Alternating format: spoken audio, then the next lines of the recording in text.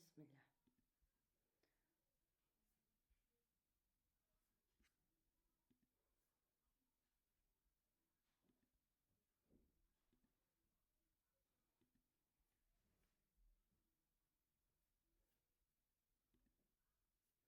Сәлеметсіздер ме, құрметті оқушылар?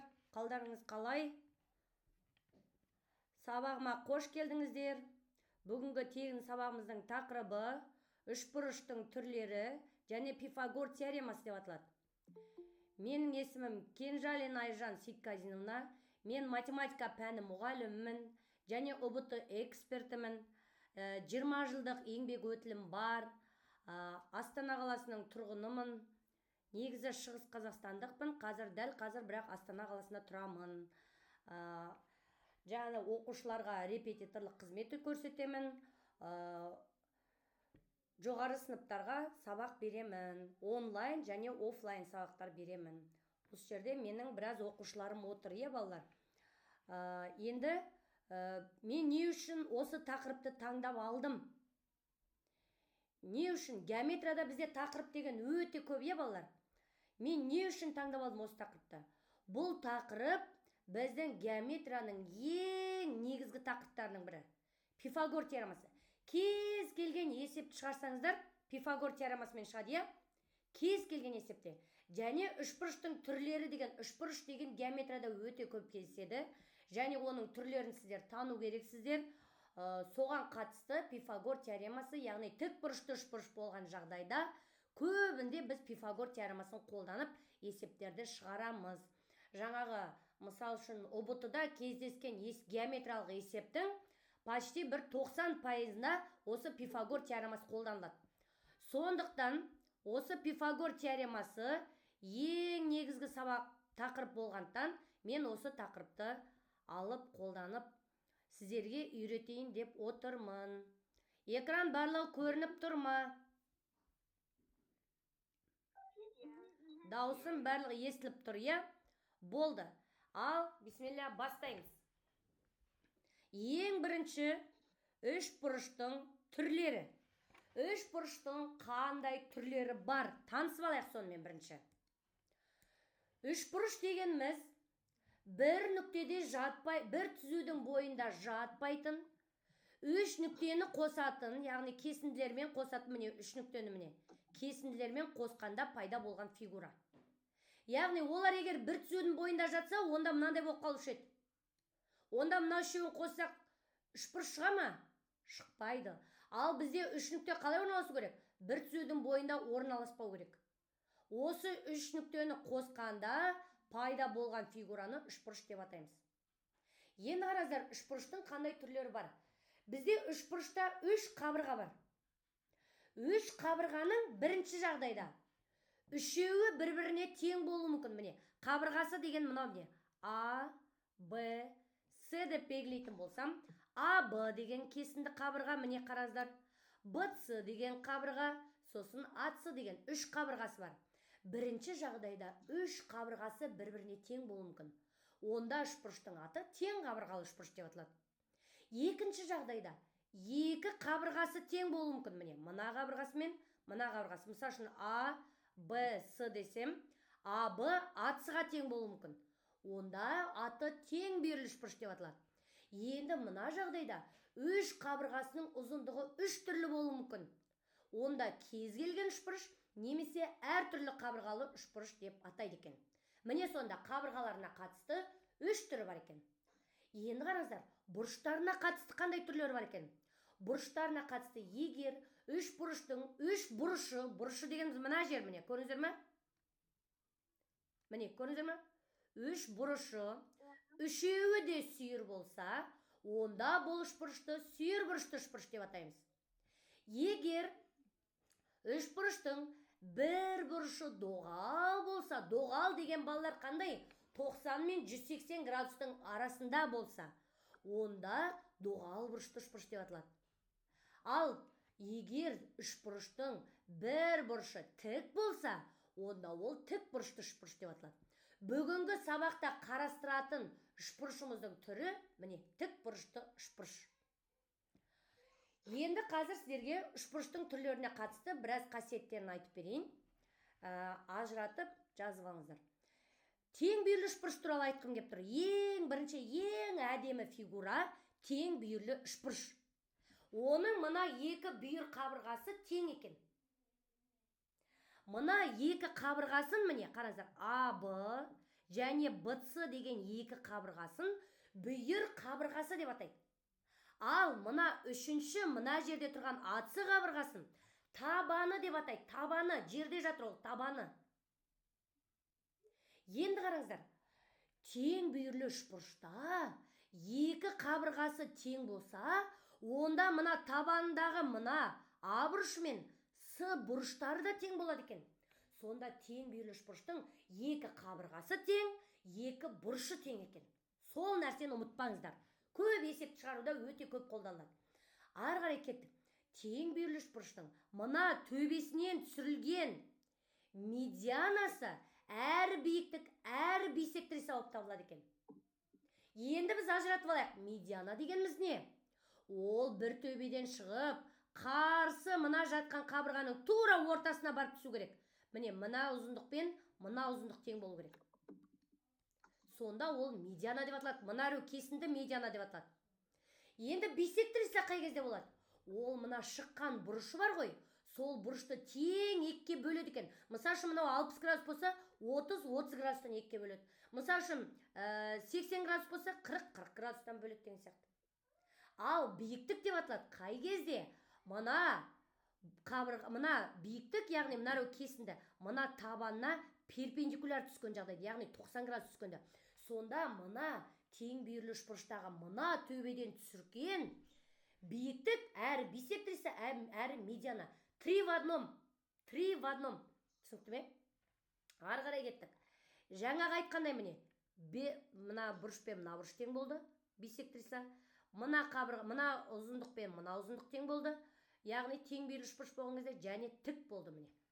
Мына бұрыш пен мына бұрыш тең болады екен. Сонда тең бүйірлі үшбұрышта бізде өте көп пайдалы ақпараттар бар екен. Мына жерде көп бізде жаңағы не деп айтуға болады? Бұрыштары да екі бұрышы тең, екі қабырғасы тең, есеп шығарғанда өте бізге жақсы көп көмектеседі. Келесі тең қабырғалы үшбұрыш.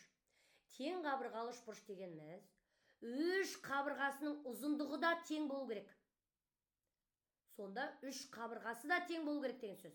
Мысал үшін мынау 4 см болса, мынау да 4, мынау да 4 деген сөз. Енді үш қабырғасы тең болса, онда үш бұрышы да тең ғой. Енді біз мынаны білеміз. Үш бұрышының қосындысы 180 градус. Ал 180 деген нешеге бөлеміз? Тең үшке бөлсек 60-тан бөледі екен. Ерекше үшбұрыш бұл, ерекше әдемі үшбұрыш. Енді қараңыздаршы. Әрбір төбесінен шыққан медиана, бисектриса, биіктік барлығы жаңағы сияқты. Мысал үшін, тең бүйірлі үшбұрыштан шыққан мынау ғана болса, жаңағы бисектриса, медиана, әрі биіктік. Ал тең қабырғалы үшбұрышта үшеуі де солай екен. Үш төбесінен шыққаны да әрі биіктік, әрі бисектриса, әрі медиана болып табылады екен. Және үшеуінің де ұзындығы тең екен. Ол не? Міне мына ұзындық мынаған тең, және ол мынаған тең екен. Енді қараңыздаршы.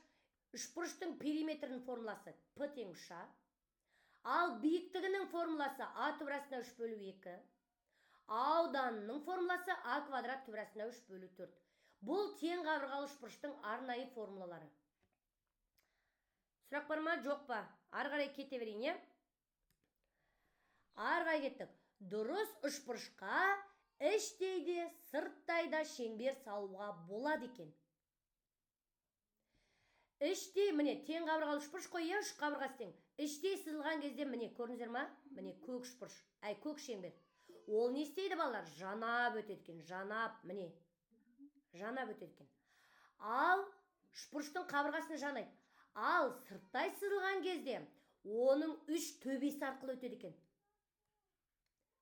Егер бүйтіп сызылса, міне, бүйтіп ойламаңыздар. Мынау бүйтіп тұрса, сырттай сызылды деп ойламаңыздар. Ол не істеу керек? Мына үш бұрыштың үш төбесі де мына шеңбердің бойында жатқан жағдайда ғана сырттай сызылды деп есептеледі. Түсіңіздер ма? Мына сияқты жағдайда болмайды. Үштей сызылды деп бізде кейде балалар былай жасап қойды. Мынау іштей деп ойлайды. Іштей болмайды. не істеу керек іштей болу үшін? Мына үшбұрыштың қабырғаларына жанасып тиіп тұру керек бүйтіп. Тию керек, түсіңіздер ма? Тиіп тұру керек, міне. Жанасып тұру керек. Сонда ғана болады екен. Түсініңіздер ма? Сонда сырттай сызған шеңбердің радиусының формуласы R тең A бөлу түбір астында 3. Іштей сызғандікі R тең A бөлу 2 түбір астында 3. Ал үлкен R кішкентай 2 R-ға тең болады екен. Сонымен ары қарай кеттік. Енді тік бұрышты үшбұрышпен танысамыз. Тік бұрышты үшбұрыш дегеніміз бір бұрышы 90 градус болатын үшбұрышты айтады екенбіз. Бір бұрышы 90 градус болады. Енді қараңыздаршы, тік бұрыш жасайтын мына екі қабырғаның аты катет деп аталады екен. Міне мына қабырғада, мына қабырға катет деп аталады екен. Ал тік бұрышқа қарсы жатқан қабырға гипотенуза деп аталады екен. Яғни гипотенуза. Сосын бір айтатын нәрсе. Біз жаңа бүйтіп айтқанбыз. Үш бұрышының қосындысы 180 градус болады дегенбіз. Енді қараңыздаршы, мына жер 90 болса, автоматически альфа мен мына беттаның қосындысы 90 ғой, е балалар. Міне, осыны ұмытпаңыздар. Мысал үшін мына бұрыш 60 градус болса, мына бұрыш автоматически 30 градус. Мына бұрышымыз 20 градус болса, мына бұрышымыз 70 градус. Мына бұрышымыз 80 градус болса, мына бұрышымыз 10 градус. Міндетті түрде автоматически бірден айтасыздар. Бұрыш қаншаға тең десе, бірден, біреу белгілі ма, 50 ма, мынаны 40 те қаласыз. Түсінікті ме? 90-нан азайта саласыздар. Келесі. Бүгінгі өтетін тақырыбымызға қатысты ең негізгі теорема Пифагор теоремасы. Пифагор теоремасы не дейді? Қараңыздар. Тік бұрышты үшбұрыштың катеттерінің квадраттарының қосындысы гипотенузаның квадратына тең екен. Яғни катеттер, мысал үшін мынау 3 болсын дейік, мына қабырға 4 болсын дейік, мына қабырға қанша болады екен? Тауып алайық, қане кеттік. 3-тің квадратына қосамын 4-тің квадратын. 3-тің квадрат дегеніміз 9, 4-тің квадрат дегеніміз 16. 9-ға 16-ны қоссам 25. Енді ойланамыз. 25 дегеніміз қай санның квадраты? 5-тің квадраты. Болды, менің мына қабырғам 5 екен. Түсініңіздер ма? Егер бүйтіп тұрса, тік бұрышты үшбұрыштың бір қабырғасы 6, екіншісі 8 болса, мынаны қайтып табамын. Тез жауабын айта қойыңыздар маған, есептеңіздер де. Тез. Чатқа жазып жібереміз мына жерде. 10. Чатқа жазып жібереміз. 10 болады, 10. Аха, жақсы. Есептеп жіберіңіздер. Мына жақта есептеп жіберсін. Тез. Кімде қанша шығып жатыр екен? Жылдам жазып жібереміз.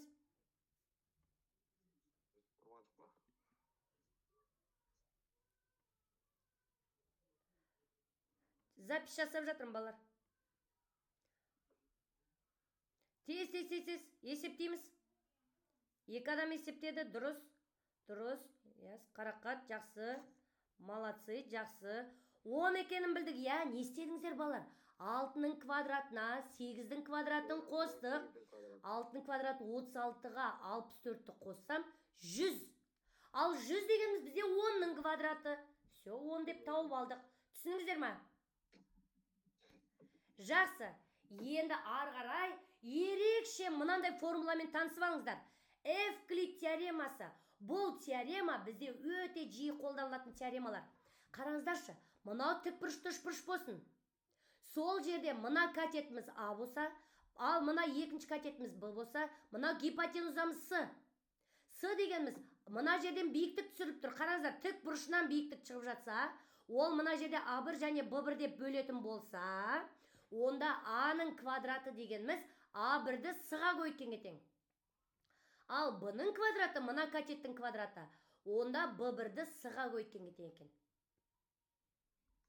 Және биіктік қалай табылады екен? Екі катетті көбейтіп, гипотенузаға бөлсек, мына биіктікті тауып алуға болады екен. Тік бұрышынан шыққан биіктікті тауып алуға болады екен. Және биіктіктің квадраты мына жаңағы бөлген екі бөлік бар еді ғой. А1 мен Б1-дің көбейтіндісіне тең екен.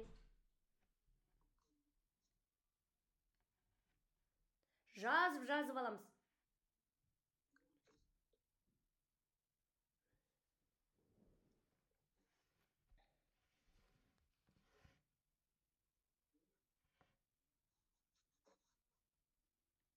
Болдық қой, ме? Ары қарай кеттік. Енді тік бұрышты үшбұрыштың ауданы туралы айтқым кеп тұр. Тік бұрышты үшбұрыштың ауданы ол мынадан шығады екен. Мысал үшін тіктөртбұрыш бар ғой біздің. Кәдімгі тіктөртбұрыш. Сол тіктөртбұрыштың ауданы қалай еді бізде? Мынау А болсын, мынау Б болса. Ауданы қалай еді? Мына тіктөртбұрыштың ауданы кім біледі? А көбейту Б. Ал енді қараңыздаршы, мынаны тең екіге бөлейікші бүйтіп гипотенузамен. Екіге бөлінді ма тең екіге? Мына үшбұрыштың тік бұрышты үшбұрыш пайда болды ма? Екі тік бұрышты үшбұрышқа бөлінді ма? Екеуі тең. Олай болса, S тең болады. Тік бұрышты үшбұрыштікі 2-ден 1 А көбейту Б содан шықты, міне. Мынау содан шықты. Ал мына формуланы қараңыздар. Бұл да формула, міне қараңыздар, биіктікті гипотенузаға көбейткенге тең болады екен. Бізде үшбұрышта кез келген үшбұрышта формула бар ғой, 2-ден 1 А көбейту H. Тура соны мынаған да келтіруге болады екен, міне. Биіктікті гипотенузаға көбейтіп болады екен. Сосын тағы бір ерекше мынандай тік бұрышты үшбұрышпен салыстырып көрсеткім кеп тұр сіздерге. Егер тік бұрышты үшбұрыштың бір бұрышы 30 градус болса, міне қараңыздар. Онда екіншісі автоматически 60 градус екенін білеміз, иә? Бірден айта қоямыз. Енді қараңыздаршы, мына жерде мынандай теорема бар. 30 градусқа қарсы жатқан катет гипотенуза бар ғой, соның жартысына тең. Мысал үшін мына жер ерекше 30 градус болса, мысал үшін мынау 10 болса, онда мынау қанша болады деген сөз? 5 болады деген сөз. Мысал үшін мынау 20 болса, мынау 10 болады. Мынау 6 болса, мынау 3 болады, түсініңіздер ме? Ал егерде мынау 8 болса, онда керісінше мынау 2 есе гипотенуза ұзын 16 болып кетеді екен. Ұқтыңыздар ма? Онда үшінші қабырғамыз А түбірасына 3-ке тең. Ары қарай кеттік. Мына үшбұрышты қараңыздар. Мына үшбұрыш 2 в 1 екен. Бұл әрі тең бүйірлі үшбұрыш. Қараңыздаршы, тең бүйірлі үшбұрыш екен. Әрі тік бұрышты үшбұрыш екен. Онда бізде ерекше мына екі бұрышы тең деп аламыз. Тең бүйірлі үшбұрыш болғандықтан. Яғни 90-ды тең 2-ге бөлеміз, 45-45-тен екен. Енді ұмытпаңыздар, мынаны автоматически табатын боласыздар, міне. Мына қабырға А болса, мына катет А болса, мынау А түбірасына 2. Ойлаңыздаршы, мынау 8 болса, мынау 8 болса, гипотенузаны міндетті түрде 8 түбірасына 2 деп шығарсаңыздар болады. Түсінікті ме? Мынау 5 болса, мына катет 5 болса, мына гипотенуза 5 түбірасына 2. Түсініңіздер ма? Мынау 7 болса, мынау 7 болса, мынау 7 түбірасына 2. Ұқтыңыздар ғой, е? Все, ары қарай кеттік. Ары қарай, енді мынандай теорияны біліп алыңыздар. Бүкіл теорияны беріп жатырмын сіздерге. Тік бұрышты үшбұрышқа іште және сырттай сызылған шеңбердің радиустарының формуласы. Қараңыздар, мынау тік бұрышты үшбұрыш. Оған іштей сызылған кезде, міне, көріңіздер ме, жанасып тиіп тұр, міне, жанасып тұр. Сонда оның формуласы, міне, центрі мынау екен, бала, шеңбердің. А плюс Б минус С бөлу 2. Немесе А көбейтілген Б бөлінген А плюс Б плюс С. Ал сырттай сызылған шеңбердің радиусы ерекше. Сырттай сызылған кезде, балалар, центрі міне, шеңбердің центрімен мына тік бұрышты үшбұрыштың гипотенузасы бар ғой, балалар, соның тура ортасына келеді екен. Тура ортасына келе қалады екен. Сонда біздің мына жеріміз радиус болса, значит, үлкен радиус гипотенузаның жартысына тең екен. Мына жерге дейінде радиус, мына жерге дейінде радиус болады екен. Ешқашан осыны ұмытпаңыздар. Сонда бүйтеді. Егер гипотенузаның мәні 10 десе, радиус қанша десе, автоматически 5 дей саламыз. 10-ды 2-ге бөлеміз, 5 шыға салады. Түсініңіздер ме? Мынау да 5, мынау да 5. Ал мынау бір жағынан медиананың рөлін атқарады, байқадыңыздар ма? Өйткені мына төбеден шығып, тура ортасына барып түсіп тұр, көрдіңіздер ме? Мына қабырғаның тура ортасына түсіп тұр ма? Значит, мынау бір жағынан медиананың рөлін атқарады, түсініңіздер ме? Ал ол гипотенузаның жартысына тең. Ол және радиусқа тең, соның бәрі бір-біріне тең екендігін біз білуіміз керек. Ертең есеп шығарғанда медиана деп айтсаса, Автоматически радиуспен байланыстырамыз, сырттай радиуспен. Одан кейін ойлай қаламыз, ол гипотенузаның жартысы емес пе деп ойлай қаламыз. Түсініңіздер ма?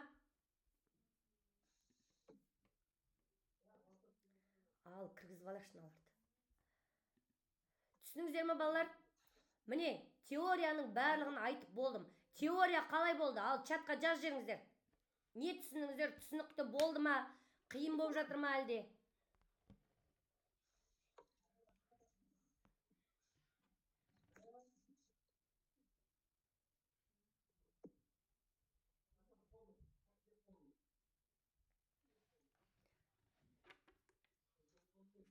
Қане, чатқа жаз жеріңіздер. Чатқа тез жаз жеріңіздер.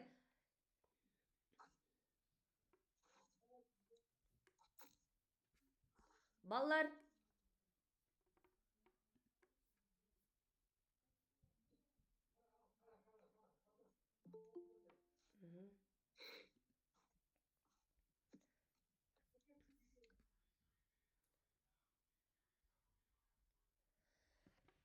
Түсініңіздер ғой, я? Ал кеттік, есеп шығарып бастаймыз, болды. Теория бөлімін бітірдік. Енді есеп шығарып бастаймыз. Ал мына есептің түріне қараңыздар. Қандай үшбұрыш берілген мына жерде? Қандай үшбұрыш? Мына жерде бұрышы тік қып көрсетіп қойған ба? Тік бұрышты үшбұрыш деп ойлайсыздар. Енді қараңыздар, сіздерден сұрайды. АД деген мына қабырғаның ұзындығын сұрайды. Мына жерді сұрайды, балалар. Ал бұл барып алып қайда түсіп тұр? Мына жермен дейді, мына ВД мен ДЦ тең деп тұр. Значит, АД ненің рөлін атқарып тұр? Балалар, АД ненің рөлін атқарып тұр? Айтып жүріңіздер. Медиана. Молодцы. Медиана болса, жаңа ойлай қаламыз едік. Медиана болса, ол, значит, не деген сөз? Ол сырттай сызылған шеңбердің радиусына тең. Ал ол немеге деген сөз? Гипотенузаның жартысына тең деген сөз.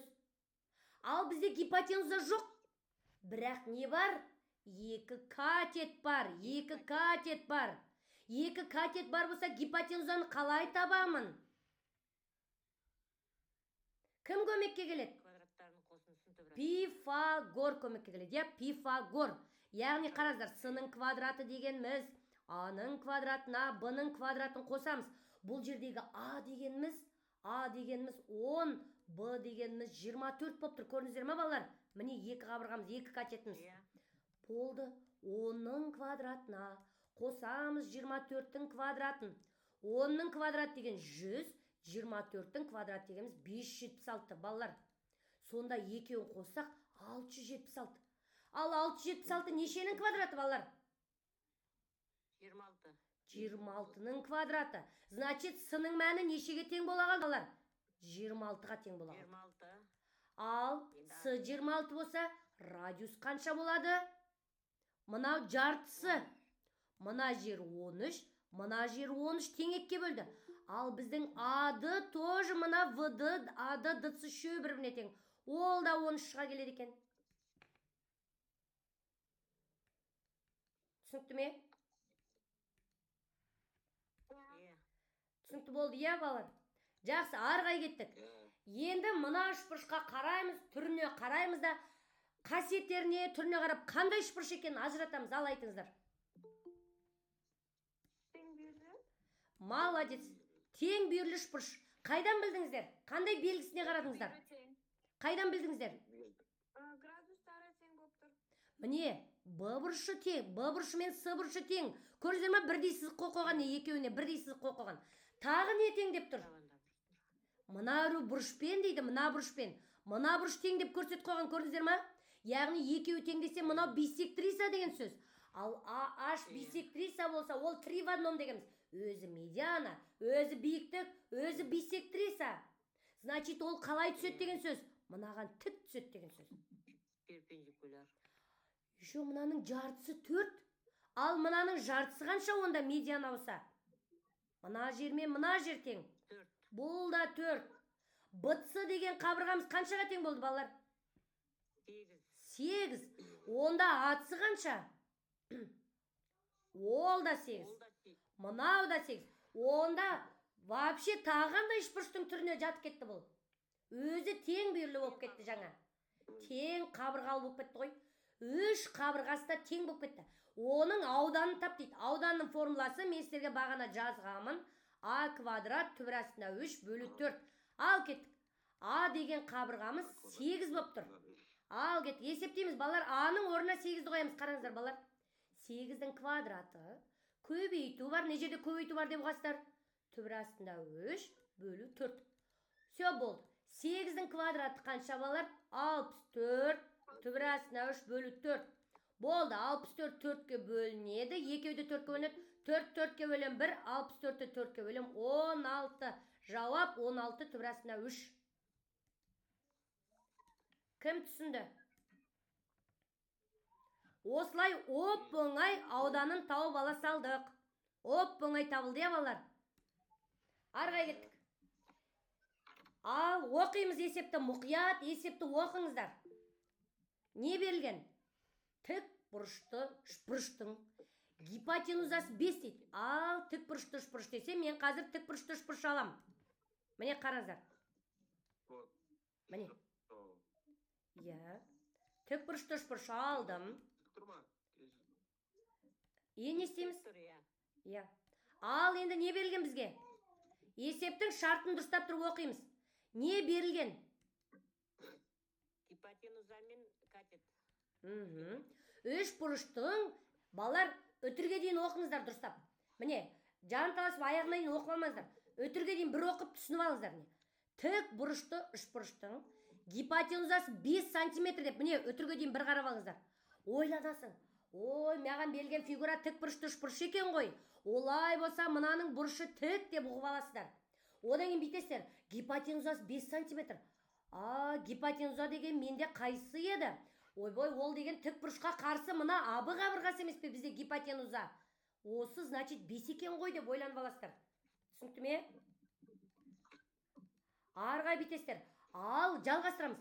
Ал, катетінің үлкені 4 сантиметрге тең дейді. Үлкені қайсы болып тұр? Айтыңыздаршы. Қайсы үлкен? Ұзындығын қараңыздар. Бытсы үлкен болып тұр, я бізде? Үлкені 4. Кіші катетін тап дейді. Мұнан тап дейді. Ал енді балалар, бұлай жасаймыз. Енді біз бұлай жасап көрейікші. Бағана біз бүйтіп жүрдік қой, с квадрат тең а квадрат плюс б квадрат, бұл жалпы формула. Ал біздің жағдайда с деген қабырға ол АБ. Түсініңіздер ма? Ал А деген қабырға мына А төбеге қарсы қабырға, мынау А. Ал мынау балалар Б сұрақ белгісі болып тұрған. Түсініңіздер ма? Енді осыны былай жасап көрейік. Өзіміздің мына екі әріппен жазып үйренейік. Сонда міне қараңыздар, с квадрат дегеніміз АБ-ның квадраты тең А квадрат деген қайсы бізде? Міне БЦ деген қабырғаның квадраты қосу мына қабырғамыз Б дегеніміз АЦ-ның квадраты. Не көріңіздер ме? Осылай жазалсаңыздар батыр боласыздар. Енді кеттік. Әр қайсында сандар берілген орнына қоямыз. АБ-ның квадраты 5-тің квадраты, АБ 5-ке тең, БЦ қаншаға тең? 4-тің квадраты, қосу АЦ-ның квадраты. Жоқ, АЦ-ның квадраты. Іздеп жатырмыз біз АЦ-ның квадратын. Болды, АЦ-ның квадратын іздеп тапсақ, ол не істейді? Мына 4-тің квадратын мына жаққа қарай солға шығарып жіберем. Яғни ол міне қараңыздар, солға кетті деген екеуінің орны ауысты міне. 5-тің квадраты, 4-тің квадраты. Мына жақ қарай секір 5 квадраттың жанына барса, ол қарама-қарсы таңбамен барады. Болды. 5-тің квадраты дегеніміз 25, 4-тің квадраты дегеніміз 16, 25-тен 16-ны алсам 9. Ал 9 дегеніміз қай санның квадраты? 3-тің квадраты. Енді ойлаңыздаршы, олай болса менің міне, балалар шықты не? АЦ деген қабырғам 3-ке тең екен. Міне, көрдіңіздер ма? АЦ деген қабырғам 3-ке тең. Ол дегеніміз кішкентай катет. Түсініңіздер ма? Кішік катет осы. Сұрақ бар ма, балалар? Ал мына есепті өздеріңіз шығарып қазір маған айтып жібересіздер. Не дейді екен есепті оқиық. оқиға есепті. Катеттері 12 сантиметр және 4 түбірасында 7 сантиметрге тең. Тік бұрышты үшбұрыштың гипотенузасы қандай дейді. Гипотенузаны сұрап тұр. Катеттері 12 дейді. Біреуін давайте 12 дей салайық. Екіншісін 4 түбірасында 7 дейді. Гипотенуза дегеніміз мынау міне. Сыны тап дейді. Давайте. А дегеніміз 12-ге тең. Б дегеніміз 4 түбірасында 7-ге тең. Сыны тап дейді. Есептеп жеріңіздер де жауабын айтып жеріңіздер.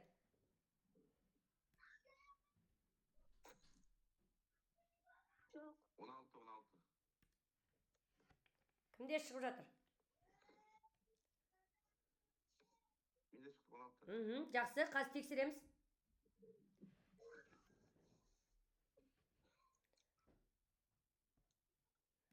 Басқаларда қалай шығып жатыр екен? Кәне жазып жеріңіздер, жазып.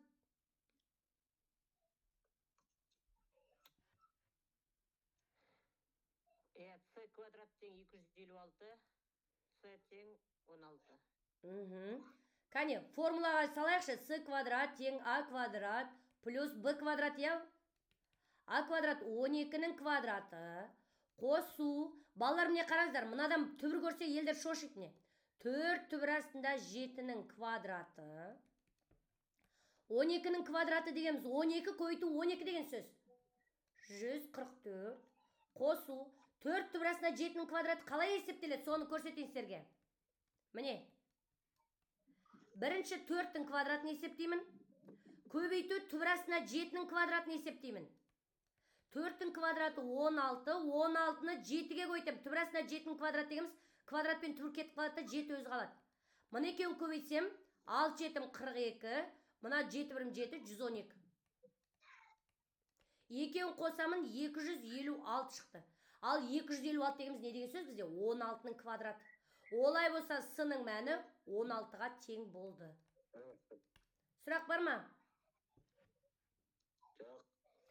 Тура осы есепті кейбір мұғалімдер оқушыларға былай жазғызады. Сыны бірден тапқызады. Онда түбір тауып жеріміз я екі жақтан. Міне, А квадрат қосу Б квадрат осылай да жазуға болады балалар. Міне, А квадрат дегеніміз 12-нің квадраты, қосу 4 түбір астында 7-нің квадраты дейсіздер. Тең, түбір астында 256 шықты ма? 256-тан түбір 16. Міне, осылай жазсаңыздар да қате емес. Екеуі де дұрыс. Қайсымен жазам сеңіздер де өздеріңіз білесіздер. Келесі есеп. Ал кәне. Не дейді? Тік бұрышты үшбұрышқа диаметрі 10 дециметр болатын шеңбер сырттай сызылған дейді. Тік бұрышты үшбұрышқа сырттай дейді. Значит, шеңберге іштей сызылған болып тұр ғой, я?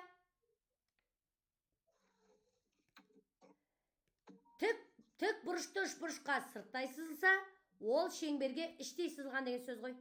Міне.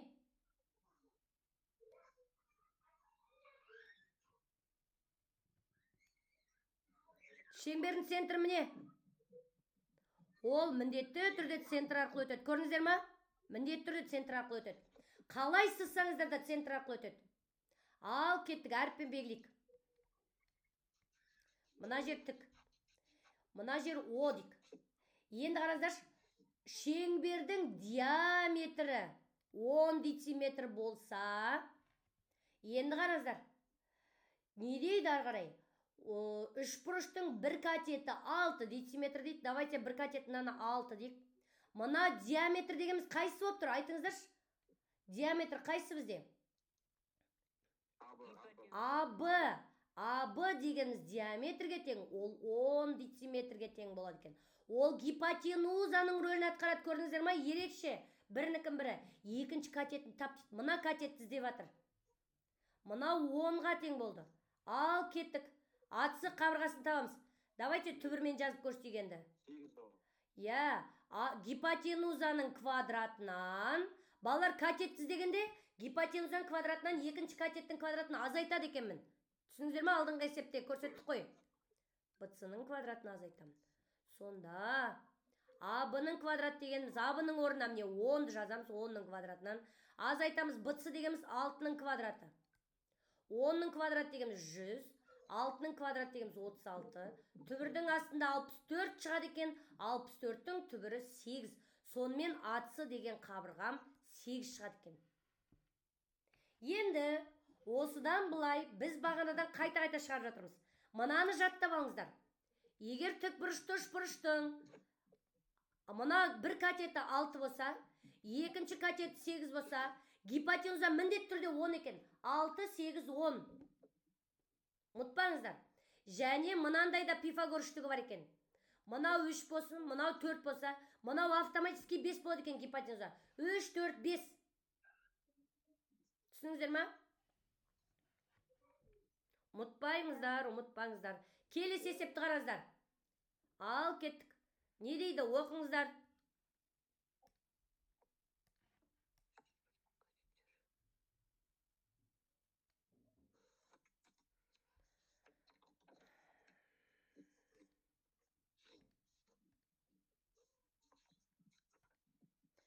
Не дейді?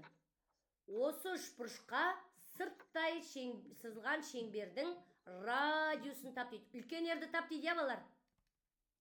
Біреу 3-те, біреу 4 дейді. Мынаған сырттай сызылған қалай болады сонда? Мынау қалай болады? Міне, центр міне жатыр, балалар. Көрдіңіздер ма? Ол міндетті түрде гипотенузаның ортасына жатады. Енді не айтамыз? Бағана не айттық? Бір-бірімен байланыстырайық қане. Мынау 3 дейді, мынау 4 дейді. Нені табу керек бізге? Сырттай сызылған шеңбердің радиусы дегеніміз ол гипотенузаның жартысына тең. Ал бізге гипотенуза керек. Айтыңыздар, мынау 3 болса, мынау 4 болса, автоматически абы қанша? 5. Міндетті түрде абы 5. Ал жартысы радиус қанша болады сонда? 2-ге бөлем 2,5-да 2,5. Түсініңіздер ма? Ол жаңағы немен таптық? Пифагор теоремасымен тапқандағымыз осы болады екен. Түсініңіздер ма? А қабырғамыз 4, Б қабырғамыз 3 болса, бізге С қабырғамыз тап десе, С-ны тап десе, түбірдің астында А квадратқа Б квадратты қосып салдық. Сонда 4-тің квадратына қостық 3-тің квадратын. Сонда түбірдің астында 16 қосу 9 болды да, 25 шықты да, одан 5 шыға салды міне. Ал ол дегеніміз радиус тапсақ 5-ті 2-ге бөле салдық, 2,5 шықты. Все, болды. Арғай кеттік. Енді оқыңыздар, мынау қандай үшбұрыш берілген мына жерде бізде?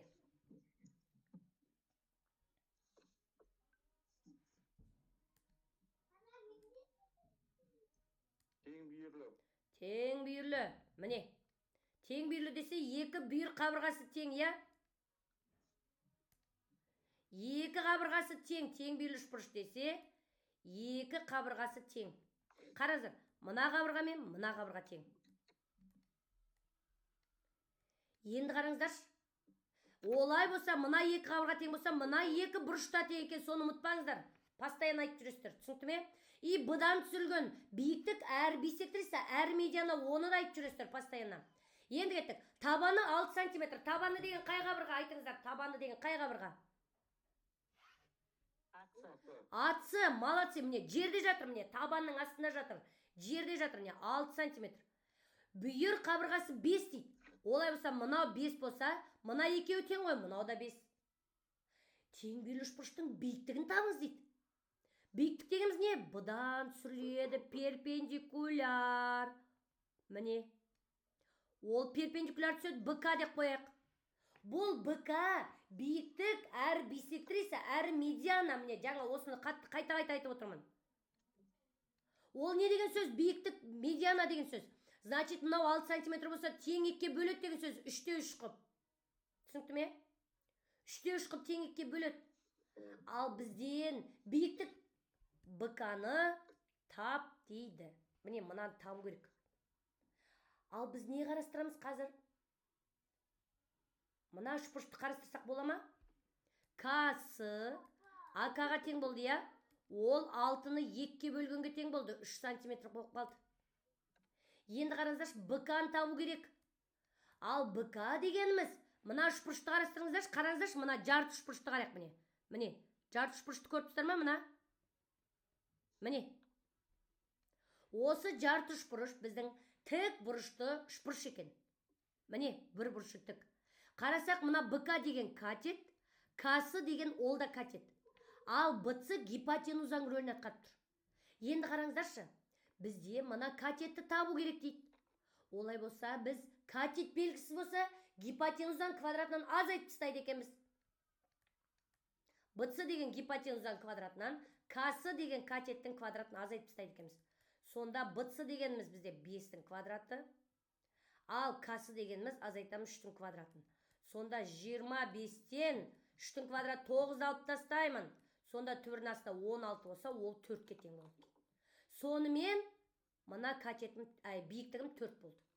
Жаңа ғана айттық, иә, біз 3 болса, мынау 4, мынау 5 болады деп. Осыны ұмытпаңыздар, жарай ма? Міне, мына жеріміз 3 па, мына жеріміз 5 па? Автоматически ұбытыда есептеп отырмаймыз. 3 пен 5 па, автоматически 4 дейміз. Арғай кеттік. Қандай фигура берілген? Оқыңыздар есепті.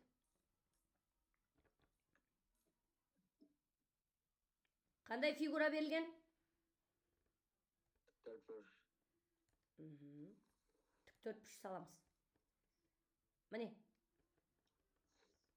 Ал кеттік, тік төртбұрыш берілген.